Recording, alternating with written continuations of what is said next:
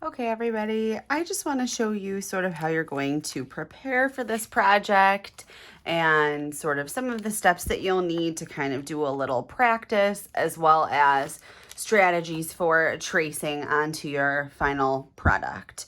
So I have here just that little extra piece that I have cut off of this larger area. So you can see I basically just cut a little strip off of the bottom, left this rectangular, and this is going to be a little practice section for me.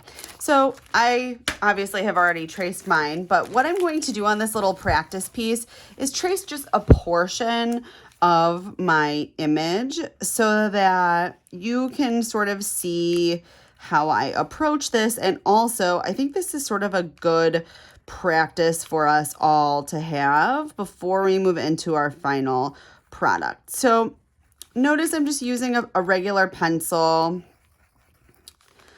I have underneath this piece of sort of felty soft velvet, as well as this wood piece behind it, so I know it's nice and flat and even, and also I know I'm not scraping or pressing into my table.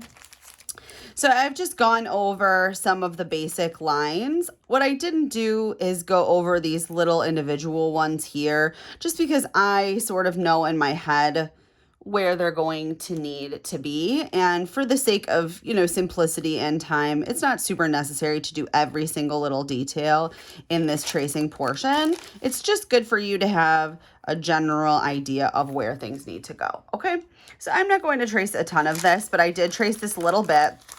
So you can see just that one portion now has been incised into the metal, my little practice piece.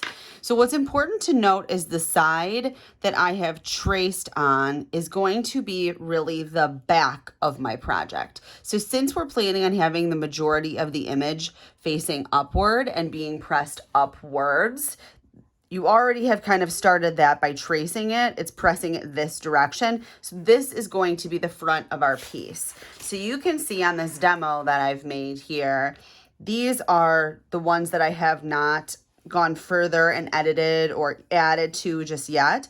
And these are the ones that I have added and pressed and sort of, finalized the way I want them to be.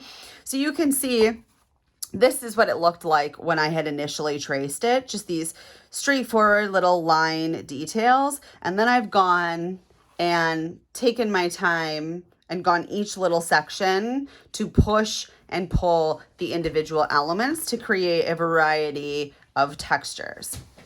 So on this little practice piece that you have here, what I would recommend doing is sort of strategizing for your main sort of final product over here. See how things work and kind of get a feel for the metal before you move on.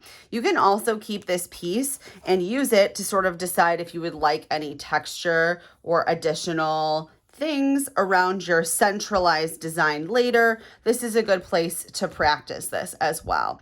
And again, your design might not be centralized. Maybe you're doing a landscape, but this is a good place to try to test out maybe a texture. If you want little dots or little lines or different types of things, this is a good spot for that. Okay, so in your kit, you have a couple of things. You have this wood, a couple of these little wood tools. At first, they're rather sharp or pointy, but after you sort of get going, this kind of dulls to be a nice point that works very, very well for decently small sections.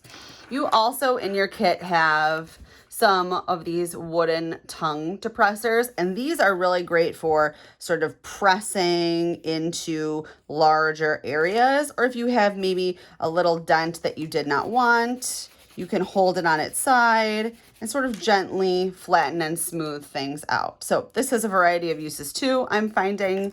What I also have been using is honestly just a regular old pencil. So I have a regular one as well as this mechanical one that obviously I don't have the lead out on this, but it happens to be kind of a sturdy, decent point for this. So I'm going to show you just a little bit my step-by-step process here on this practice piece. So I like to have my image, I just kind of set it up here to sort of look at so I can strategize in what way I might like to do things when I'm thinking about this. So you can see here, I've decided that this outside area is going to be mostly up. That is what is going to be the farthest up. I have these little interior divots that are down. So what you should start with is sort of the area that you know you want this direction most definitely. You can always push further, but it's very hard to, if I have sort of this area I've decided that is up, to decide that you want it the opposite direction. So take a little bit of time and decide for yourself in your head what will be up, what will be down. So I'm going to show you here. So with these little inside sections, I decided to start by pressing this direction first. So I flip over. This is the side that I traced on. And then I just gently started at the corner and moved along the line. So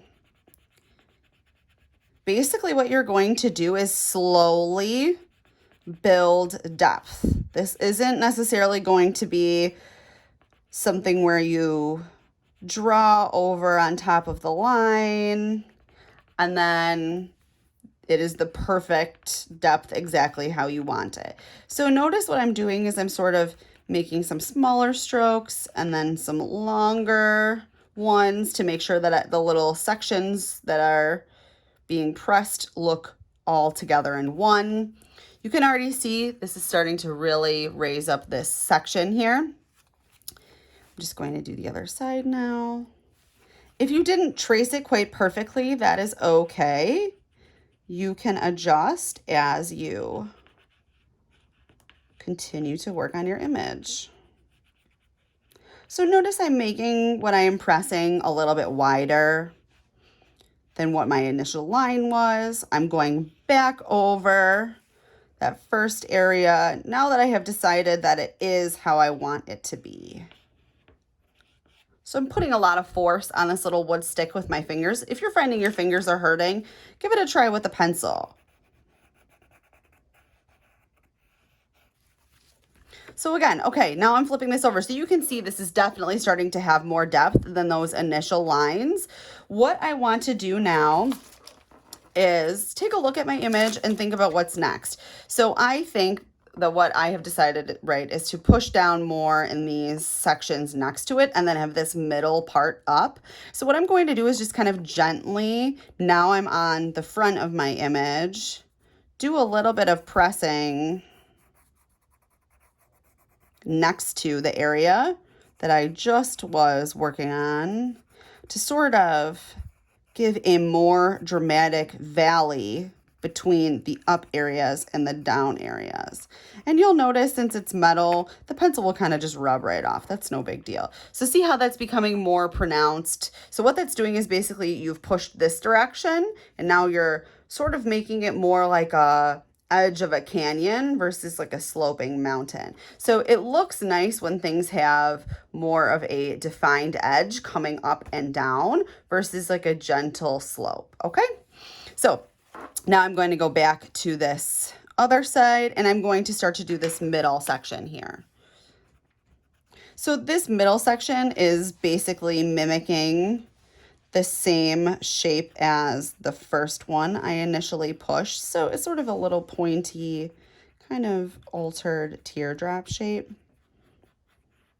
And what you'll notice too is now that I have started to define these different sections, this section here is now even more up than the initial metal. So you're going to start to have valleys and hills on both sides that are more and more pronounced.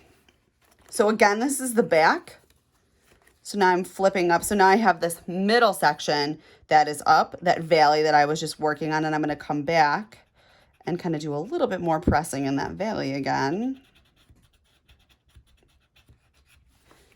And do you see how that's starting to really define the differences between these spaces? So I have up, down, up, and I probably am going to end up doing a little bit more here in the up area, but I know I want to have a circle in here. So I'm going to take a brief pause.